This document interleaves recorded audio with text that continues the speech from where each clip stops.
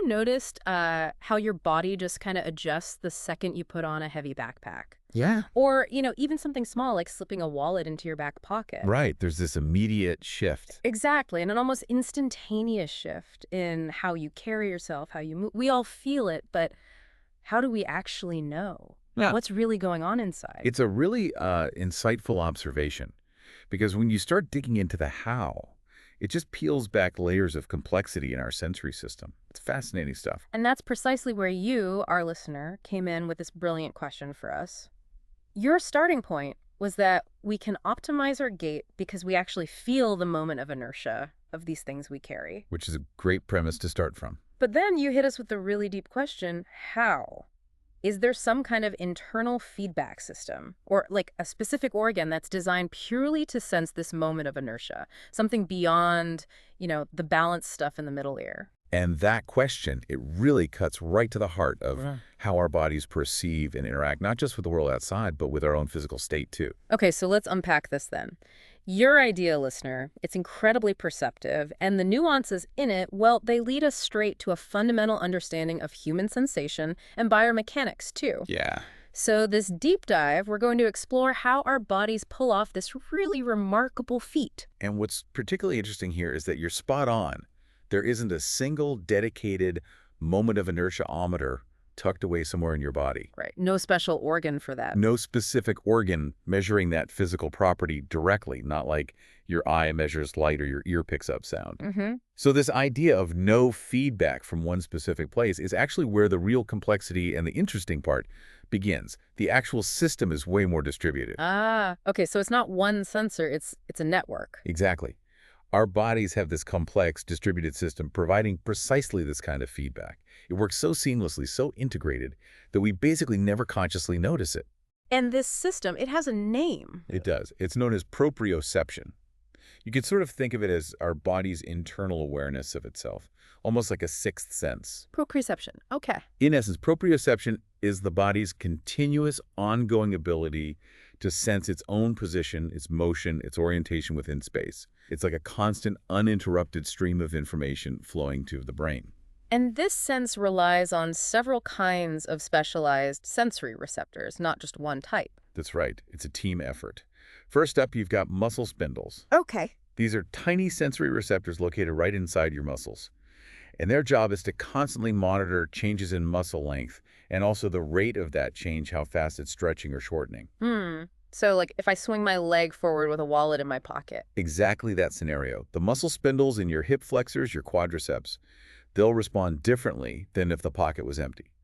They send signals saying essentially, hey, something's different here. More effort is needed, or the timing needs to adjust to control this leg. Interesting. Okay, muscle spindles. What else? Then you have the Golgi tendon organs. Now, these guys are located where your muscles connect to your tendons. Ah, at the junction. Right. And they're sensitive to changes in muscle tension or force. So when you heave on that heavy backpack, it creates this continuous pull, this tension in muscles like your traps, your rhomboids, the muscles along your spine. You definitely feel that. You do. And the Golgi tendon organs in those muscles, they send a constant stream of signals to your brain, basically reporting, system under increased load, we're working harder here. Got it. Load sensors, essentially. In a way, yes. Then you also have joint receptors. These are found in and around the capsules of your joints. Okay, what do they tell the brain? They provide vital information about the joint angle, like how bent your elbow is, but also pressure and strain within the joint itself. So they give your brain this really precise, real-time map of exactly where all your limbs are at any given moment. Position and pressure. Okay. And finally, let's not forget the most, maybe, direct cues. Your cutaneous receptors. These are in your skin. Ah, so just touch. Basically, yeah. You feel the physical pressure of those backpack straps digging into your shoulders, or the wallet bumping against your thigh as you walk. That's a very direct, very obvious external signal. Okay, so we've got muscle length sensors, tension sensors, joint position sensors, and skin pressure sensors.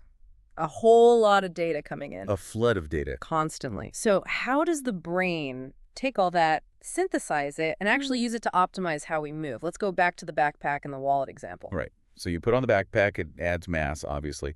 But crucially, it increases the moment of inertia of your torso. Making it harder to rotate, essentially. Exactly. Normally when you walk, your upper body does this slight counter rotation to your legs, Mm-hmm. helps with balance, smooth things out. But add the backpack's inertia, and starting and stopping that rotation takes more effort. Yeah. It feels sluggish. So your proprioceptors, those muscle spindles and Golgi tendon organs in your core, your back, your shoulders, they immediately detect this. They sense the increased force, the resistance required to make that normal counter rotation happen. And the wallet, that's different. It's asymmetrical. Precisely. The leg with the wallet now has slightly more mass and therefore a slightly greater moment of inertia. It wants to swing differently. So the sensors pick that up too. Yep.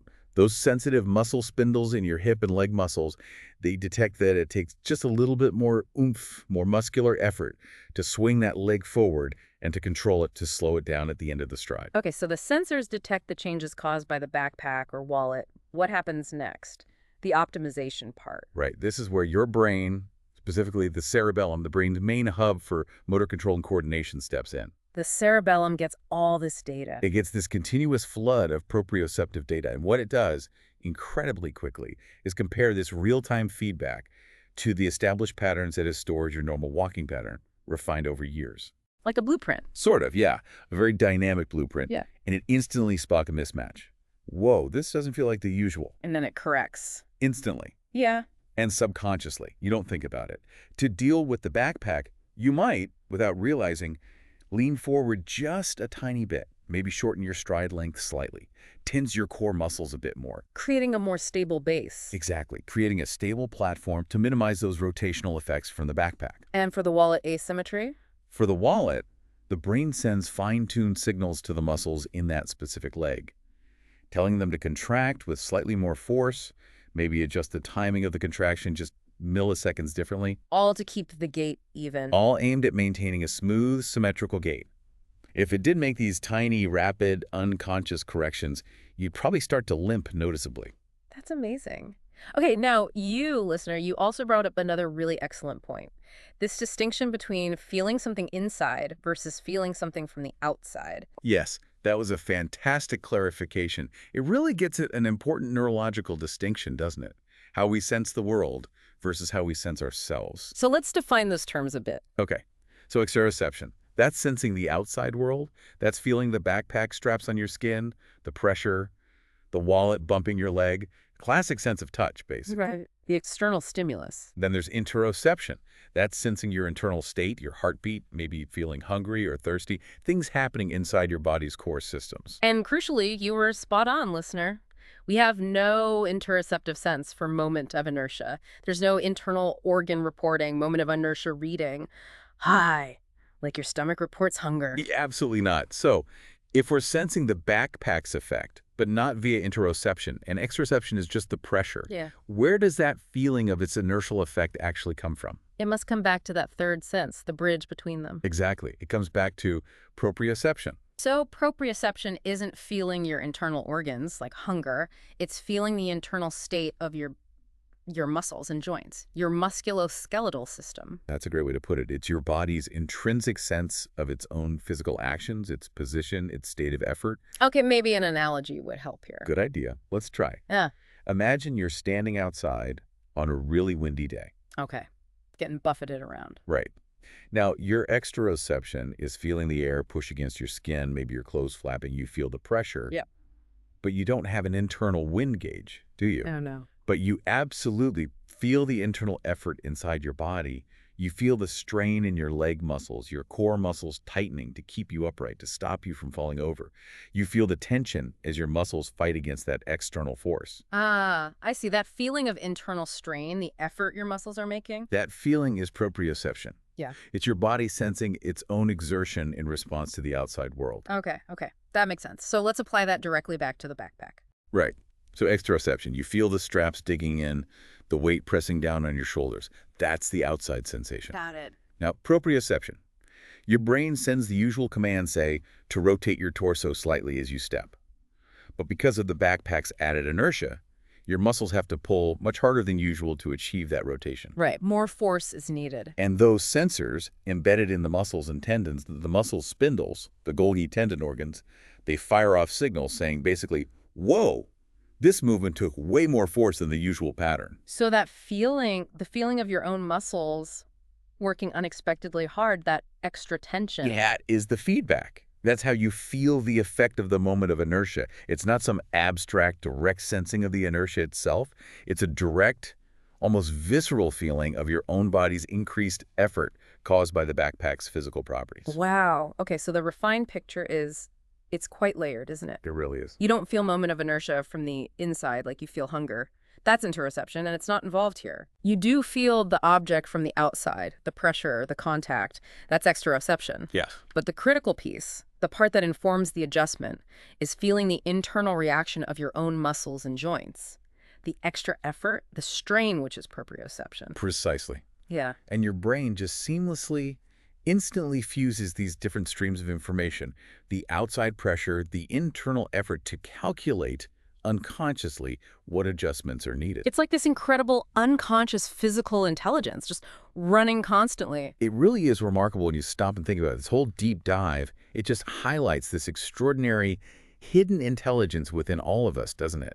Constantly optimizing our movements based on these subtle cues and incredibly complex internal feedback loops we're barely aware of. It absolutely does. And that brings us to a final thought for you, our listener. Something to mull over. Considering how brilliantly our bodies respond to something as complex as moment of inertia, without us ever consciously realizing the intricate process, what other invisible subconscious adjustments might your body be making right now that you've never even noticed? How might understanding these subtle integrated systems change how you perceive your own body's amazing capabilities? Or maybe even change how we design things, tools, clothes, furniture for human interaction?